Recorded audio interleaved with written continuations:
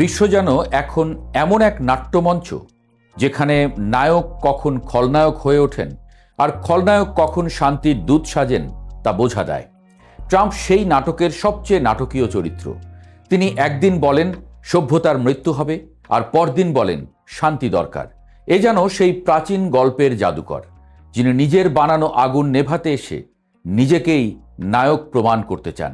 যুদ্ধ থামে কিন্তু ভয় থামে না, এই কথাটা ইতিহাসের বহু পাতা ঘেঁটে পাওয়া যায়। আর আজকের পৃথিবীতে সেই পুরনো সত্য যেন নতুন করে জীবন্ত হয়ে উঠেছে মার্কিন প্রেসিডেন্ট ডোনাল্ড ট্রাম্পের ঘোষিত যুদ্ধবিরতির পর। কাগজে কলমে যুদ্ধ থেমেছে, বন্দুকের নল কিছুটা নিচু হয়েছে, আকাশে মিসাইলের আঁচ কমেছে, কিন্তু মানুষের মনে যে সন্দেহের ধোঁয়া জমেছে তা কোনো যুদ্ধবিরতির ঘোষণায় কাটছে না। যুদ্ধবিরতি এসেছে কিন্তু শান্তি আসেনি। বিশ্ব নেতারা বিনয়ী হাসি হাসছেন কূটনৈতিক ভদ্রতায়, আর ভেতরে ভেতরে হিসাব করছেন কখন আবার আগুন জ্বলবে। ডোনাল্ড ট্রাম্প যুদ্ধবিরতির ঘোষণা দিয়েছেন, বিশ্ব নেতারা স্বস্তি প্রকাশ করেছেন, কিন্তু সেই স্বস্তি অনেকটা পরীক্ষার হল থেকে কিছুক্ষণের জন্য শিক্ষক বেরিয়ে গেলে ছাত্রদের স্বস্তির মতো। কেউই নিশ্চিত নয় তিনি আবার হঠাৎ ফিরে এসে খাতা কেড়ে নেবেন কিনা। কারণ সমস্যা যুদ্ধবিরতিতে নয়, সমস্যা ঘোষণাকারীতে। গত 6 সপ্তাহে বিশ্ব দেখেছে এক অদ্ভুত কূটনীতি। সকালে যুদ্ধের হুমকি, বিকেলে আলোচনার ডাক, রাতে সভ্যতা ধ্বংসের ঘোষণা, আর পরদিন শান্তির বার্তা। এমন কূটনৈতিক আবহাওয়া পৃথিবী বহুদিন দেখেনি। আবহাওয়া অফিস যেমন কখনো কখনো বলে আংশিক মেঘলা সঙ্গে বজ্রসহ বৃষ্টি, ট্রাম্পের বক্তব্য ঠিক তেমন, শান্তি ও ধ্বংস একই বাক্যে সহাবস্থান করে। বিশ্ব নেতাদের সমস্যাটা এখানেই, তারা যুদ্ধকে ভয় পায় না, অনিশ্চয়তাকে পায়। ইউরোপের নেতারা গত 1 মাস যেন রাজনৈতিক জ্যোতিষীর ভূমিকা পালন করেছেন। ট্রাম্পের প্রতিটি বক্তব্য বিশ্লেষণ করা হয়েছে। তিনি সত্যিই যুদ্ধ চান, নাকি দর কষাকষি করছেন, নাকি শুধু সংবাদ শিরোনাম দখল করতে চাইছেন। কিন্তু যত বিশ্লেষণ হয়েছে ততই বিভ্রান্তি বেড়েছে। ডেনমার্কের পররাষ্ট্রমন্ত্রী লার্স লোকে রাসমুসেনের মন্তব্য, আজ পৃথিবী কি গতকালের চেয়ে ভালো? হ্যাঁ, কিন্তু 40 দিন আগের চেয়ে ভালো কি? সন্দেহ আছে। এই বাক্যটি আসলে পুরো পৃথিবীর মানসিক অবস্থার সারসংক্ষেপ। পৃথিবী যেন এমন এক রোগী যার জ্বর কমেছে, কিন্তু ডাক্তার জানেন রোগ এখনো শরীর ছাড়েনি। স্পেনের প্রধানমন্ত্রী আরও স্পষ্ট ভাষায় বললেন, যে আগুন লাগায় পরে পানি নিয়ে এলে তাকে নায়ক বলা যায় না। কথাটা শুনেই বুঝতে পারছেন তিনিও আর বিশ্বাস কিংবা সম্মান কোনোটাই করেন না ট্রাম্পকে। নিরো রোম পুড়িয়ে বেহালা বাজিয়েছিলেন, আর আজকের বিশ্বে কেউ কেউ আগুন লাগিয়ে শান্তির প্রেস কনফারেন্স করেন। এই যুদ্ধ বিশ্বকে শুধু সামরিকভাবে নয়, অর্থনৈতিকভাবেও কাঁপিয়ে দিয়েছে। হরমুজ প্রণালী প্রায় বন্ধ হয়ে যাওয়ার পর বিশ্ববাজারে জ্বালানির দাম এমনভাবে লাফ দিয়েছে যেন বাজার নিজেই আতঙ্কে দৌড়াচ্ছে। ইউরোপের সরকারগুলো জনগণকে শান্ত রাখতে কর কমিয়েছে, ভর্তুকি দিয়েছে, নিয়ম বদলেছে। সব মিলিয়ে তারা যেন আগুনের পাশে দাঁড়িয়ে ফ্যান দিয়ে বাতাস ঠান্ডা করার চেষ্টা করছে। ইতালিতে পরিস্থিতি এমন দাঁড়িয়েছিল যে শিক্ষকরা ভাবছিলেন স্কুল বন্ধ করে অনলাইন ক্লাসে ফিরে যেতে হবে। যুদ্ধ 1000 মাইল দূরে, কিন্তু তার অভিঘাত এসে পড়েছে শ্রেণীকক্ষে। এটাই আধুনিক যুদ্ধের বৈশিষ্ট্য। গুলি সীমান্তে চলে, দাম বাড়ে বাজারে।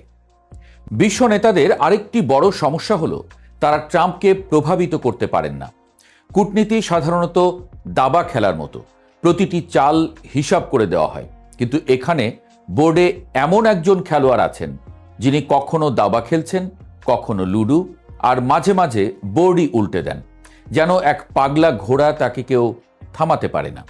ফলে বাধ্য হয়ে ইউরোপীয় নেতারা এক অদ্ভুত কৌশল নিয়েছেন, তা হলো নীরবতা, মাদার অব অল ল্যাঙ্গুয়েজ।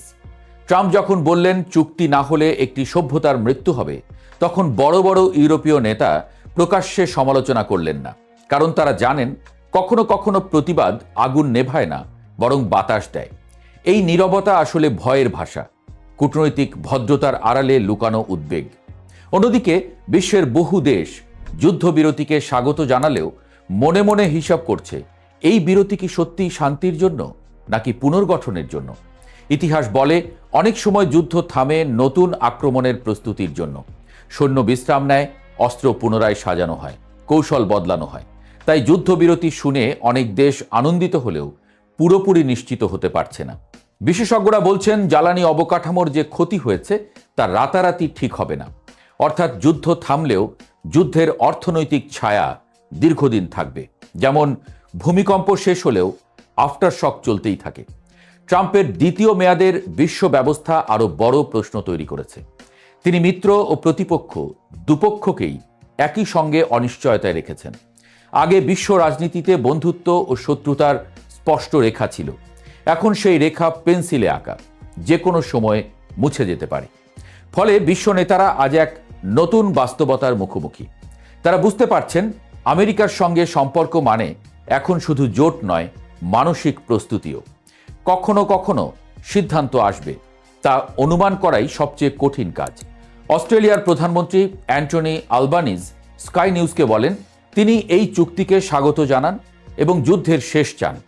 সাথে এও বলেছেন এ ধরনের ভাষা একজন মার্কিন প্রেসিডেন্টের জন্য সমীচীন নয়।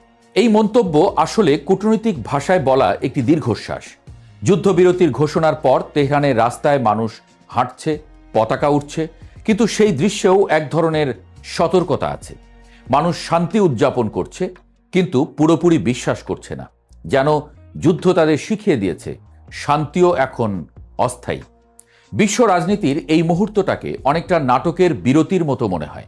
দর্শকরা চা খেতে বাইরে গেছে, আলো জ্বলেছে, কিন্তু সবাই জানে নাটক শেষ হয়নি, ইন্টারভেল পর্ব চলছে, দ্বিতীয় অঙ্ক বাকি।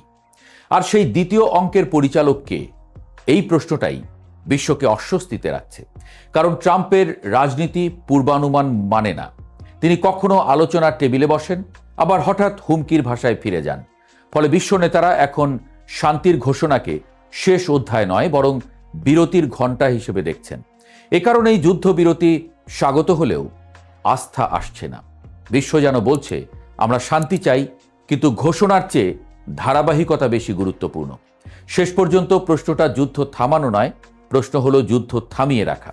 ইতিহাসে অনেক নেতা যুদ্ধ শুরু করেছেন, কেউ কেউ থামিয়েছেন, কিন্তু খুব কম মানুষই আছেন দীর্ঘ শান্তি নিশ্চিত করতে পেরেছেন। আজ পৃথিবী সেই পরীক্ষার ফলাফলের অপেক্ষায়। হয়তো এই যুদ্ধবিরতি সত্যিই শান্তির শুরু, আবার হয়তো একটি ঝড়ের আগে নীরবতা। বিশ্ব নেতারা তাই হাততালি দিচ্ছেন, কিন্তু চোখ সরাচ্ছেন না আকাশ থেকে। কারণ তারা জানেন যে মানুষ গতকাল বজ্রপাতের হুমকি দিয়েছিলেন, তিনি আজ রংধনুর কথা বললেও ছাতা ফেলে দেওয়া বুদ্ধিমানের কাজ নয়। পৃথিবী তাই এখন এক অদ্ভুত অবস্থায় দাঁড়িয়ে। যুদ্ধ নেই, শান্তিও নেই, আছে শুধু অপেক্ষা, আর অপেক্ষার নামই আজ বিশ্ব রাজনীতি।